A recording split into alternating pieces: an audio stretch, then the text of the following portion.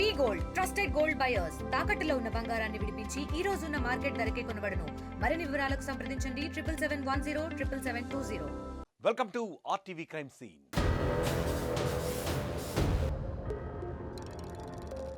వ్యక్తిగత జీవితంలో పెళ్లి అనేది కీలక ఘట్టం.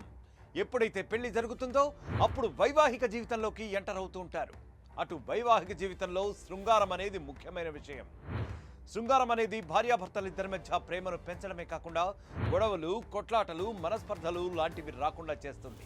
కానీ కొంతమంది భర్తలు సైకోల్లా మారి 4 గోడల మధ్య భార్యపై ప్రేమ చూపించాల్సింది పోయి పశువుల్లా ప్రవర్తిస్తున్నారు. చివరికి భర్తల వికృత చర్యలకు భార్యలు బలైపోతున్నారు.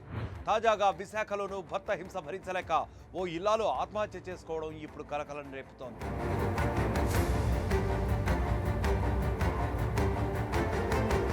గోపాలపట్నంకు చెందిన నాగేంద్రబాబుతో వసంత అనే యువతతో ఏడాది క్రితం పెళ్లైంది. మధ్యతరగతి కుటుంబం నుంచి వచ్చిన 20 ఏళ్ల యువతి వైవాహిక జీవితంపై ఎన్నో ఆశలు పెట్టుకుంది. అందరి యువతుల్లాగానే మొదట్లో బాగానే చూసుకున్న భర్త మెల్లిగా తన శాడిజాన్ని చూపించడం మొదలుపెట్టాడు. పడక గదిలో భార్యపై పశువులా ప్రవర్తించేవాడు. భర్త సుఖం కోసం ఆ మహిళ అవన్నీ మౌనంగా భరిస్తూ వచ్చింది.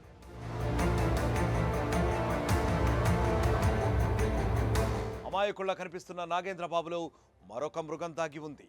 బాన్ వీడియోలకు బానిసైన నాగేంద్రబాబు ఆ తరహా సుఖం కావాలంటూ కామాంధుడిలా ప్రవర్తించడం మొదలెట్టాడు. పెళ్లైన కొన్నాళ్లకే తనలోని మృగాన్ని భార్యకు చూపించాడు.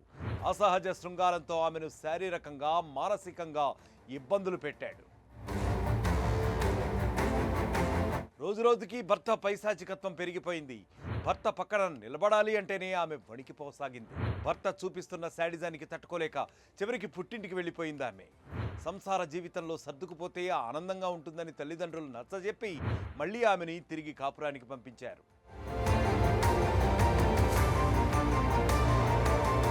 భార్య ఎన్ని ఇబ్బందులు పడుతున్నా నాగేంద్రబాబులో మాత్రం కామం సావలేదు. పోర్న్ వీడియోస్లలో ఉపయోగించే టాబ్లెట్లను తీసుకొచ్చి మరీ భార్యకు ఇచ్చి సెక్షువల్ హెరాస్మెంట్ చేస్తూ ఉండేవాడు.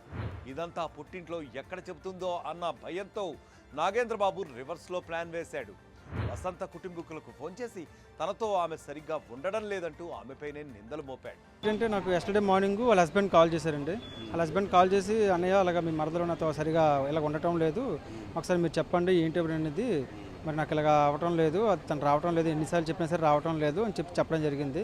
సర్లే అమ్మ నేను మాట్లాడుతానులే, చేతి చిన్నపిల్ల కదా, సర్లే నువ్వు ఊరుకోలే, నేను ఒకసారి కన్విన్స్ చేసి మాట చెప్తానులే అని చెప్పడం జరిగింది. సెక్స్ సంబంధించిన ట్యాబ్లెట్స్ అని జరిగింది. నాకు ఆ ట్యాబ్లెట్స్ పెట్టిన తర్వాత తను ఒక మెసేజ్ కూడా పెట్టింది, ఇలాగా ఈ ట్యాబ్లెట్స్ మీ తమ్ముడు వాడుతున్నాడు, మీ తమ్ముడు ఫస్ట్ మీరు అడగండి ఎందుకు వాడుతున్నాడో ఏంటని చెప్పేసి. పడక గదిలో జరుగుతున్న భర్త వికృతాలను భార్య ఎవరికీ చెప్పలేకపోయింది. భర్త పెట్టే హింసలు భరించలేక వసంత తీవ్ర మానసిక ఒత్తిడికి గురైంది. చివరికి భర్త శాడిజం, సెక్స్ టాబ్లెట్ల గురించి కుటుంబీకులకు మెసేజ్ చేసి గదిలోకి వెళ్లి ఆత్మహత్యకు పాల్పడింది. ఏ ట్యాబ్లెట్లు ఆ సెక్స్ గురించి ఓడుతాడట.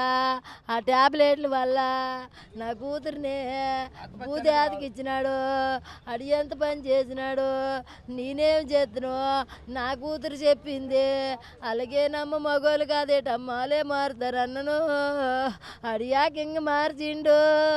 వసంతకు ఆరోగ్యం బాగాలేదు, ఆసుపత్రిలో జాయిన్ చేశామని ఆమె కుటుంబ సభ్యులకు సమాచారం ఇచ్చాడు నాగేంద్రబాబు. హుటాహుటిన ఆసుపత్రికి వచ్చిన ఆ తల్లిదండ్రులకు తమ కూతురు ఇక లేదు అనే విషయం తెలియడంతో వారు గుండెలు బాదుకున్నారు.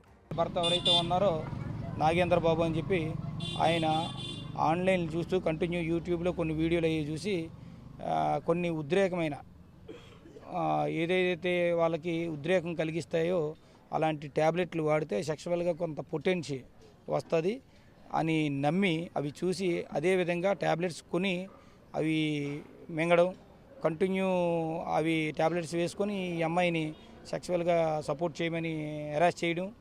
ఈ అమ్మాయి కొద్దిగా సెన్సిటివ్ అవ్వడం వల్ల ఆ విధంగా నేను సపోర్ట్ చేయనని చెప్పడం.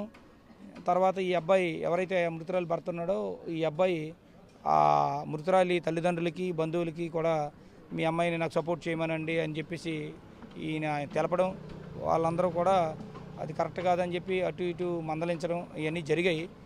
ఆ క్రమంలోనే ఈ అబ్బాయి ఆ మందులు వేసుకొని కంటిన్యూ ఈ అమ్మాయిని ఏ విధంగా ఈ ఆన్లైన్లో ఈ సెక్షువల్ పర్వర్షన్కి సంబంధించి అవి చూసి ఆ విధంగా అమ్మాయిని చేయమంటే ఆ అమ్మాయి ఒత్తిడికి గురయ్యి ఈ ఆత్మహత్య చేసుకుందని సమాచారం. అయితే వసంతను భర్తే హత్య చేసి ఆత్మహత్యగా చిత్రీకరిస్తున్నారని కుటుంబ సభ్యులు ఆరోపిస్తున్నారు.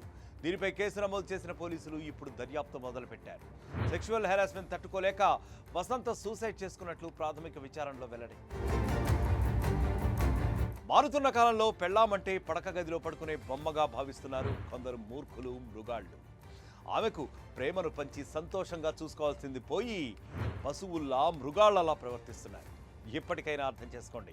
శృంగారం అంటే భార్యాభర్తల మధ్య ప్రేమను పెంచేలా ఉండాలి తప్ప భార్యను బలి తీసుకునేలా కాదు. మరొక క్రైమ్ స్టోరీతో మళ్ళీ కలుద్దాం. Until then stay click on RT.